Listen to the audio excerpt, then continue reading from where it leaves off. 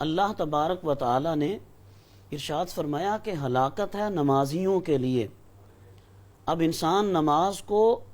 تقرب الہی کا ذریعہ سمجھ رہا ہوتا ہے کہ یہ نماز اس کے اور اللہ تبارک و تعالی کے درمیان قربت پیدا کرتی ہے، اسے اللہ رب العزت کے ہاں ایک مقام خاص دیتی ہے۔ لیکن جو اس کے دل میں کوئی اس نماز کے بارے میں یہ بات ہوتی ہے کہ لوگ مجھے نماز پڑھتے ہوئے دیکھ کر نمازی کہیں، لوگوں کے اندر میرا احترام پیدا ہو، میری بات کا لوگوں کے اندر اعتماد پیدا ہو، معاشرے میں مجھے ایک اچھا انسان سمجھا جائے، تو جب ان چیزوں کو پیش نظر رکھتے ہوئے وہ نماز پڑھے گا تو یہ نماز اس کے لیے ہلاکت کا باعث بن جائے گی۔ نماز میں سستی اور کاہلی کا مظاہرہ کرے گا تو اس کی نماز اس کے لیے ہلاکت کا باعث بن جائے گی۔ اور اسی سے آگے اللہ رب العزت نے ارشاد فرمایا الذین ہم یراؤون، جو ہلاکت ہے ان لوگوں کے لیے جو ریاکاری کرتے ہیں۔ جناب سیدنا ابو ہریرہ رضی اللہ تعالی عنہ آپ سے ایک طویل حدیث طیبہ مروی ہے جسے سیدنا امام مسلم رحمہ اللہ آپ نے صحیح مسلم میں اور امام ترمذی علیہ رحمہ آپ نے جامع ترمذی میں یہ حدیث طیبہ نقل کی۔ تو حضرت امام ترمذی علیہ رحمہ فرماتے ہیں کہ حضرت عقبہ بن مسلم رضی اللہ تعالی عنہ آپ فرماتے ہیں جب میں مدینہ میں داخل ہوا تو میں نے دیکھا لوگوں کا ایک بہت بڑا مجمع لگا ہوا ہے، بڑا ایک کثیر ازدحام ہے لوگوں کا۔ تو میں قریب جا کر دیکھتا ہوں تو مجھے پتہ چلا کہ حضرت ابو ہریرہ رضی اللہ تعالی عنہ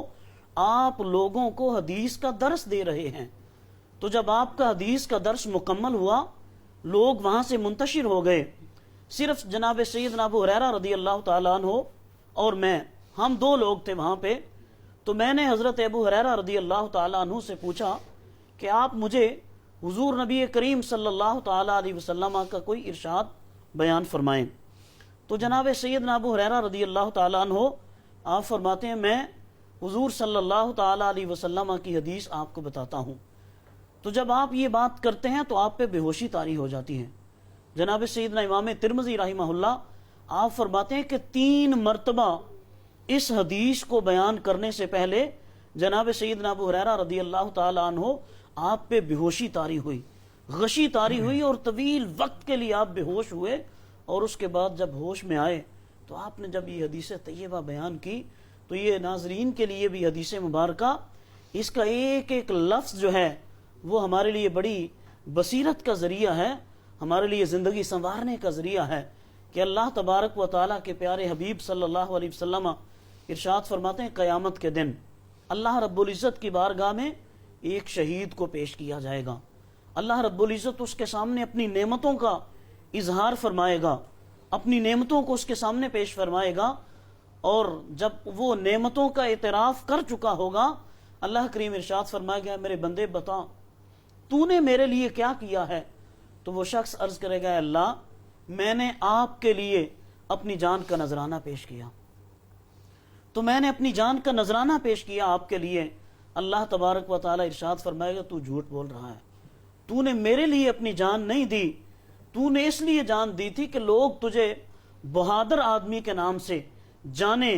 اور تمہارا جو لوگوں میں تعارف ہو وہ ایک دلیر اور بہادر اور جری آدمی کے اعتبار سے ہو، تو سو تم نے اس کو پا لیا، اب تمہارا اس کے لیے کوئی حصہ نہیں ہے۔ اللہ تبارک و تعالی فرشتوں کو فرمائے گا کہ اس کو منہ کے بھل گھسیٹتے ہوئے جہنم میں لے کر چلے جاؤ۔ تو اس سے آگے حدیث طیبہ کی اور بھی تفصیلات ہیں، وہ انشاءاللہ پھر آگے جی وہ 2 باتیں ہیں وہ ضرور اختصار سے ذرا دہرا جناب دیں۔ سیدنا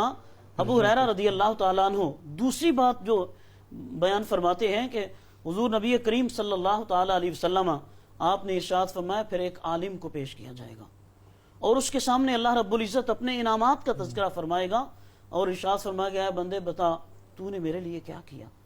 وہ شخص عرض کرے گا اللہ میں نے آپ کے علم کے لیے آپ کے دین کے لیے اپنے آپ کو وقف کر دیا، میں نے قرآن کریم کی تلاوت کے لیے اپنے آپ کو وقف کر دیا۔ اللہ کریم ارشاد فرمایا گیا بندے تو جھوٹ بول رہا ہے، تو نے صرف اپنے لیے کیا ہے۔ اور تیسرا سخی کو پیش کیا جائے گا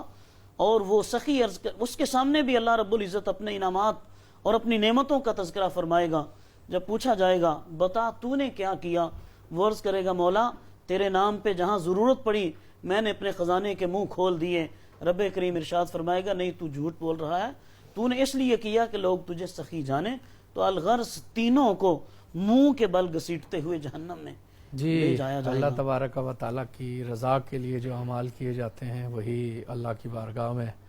قبول ہوتے ہیں۔ اللہ ہمیں یہ سمجھنے کی توفیق دے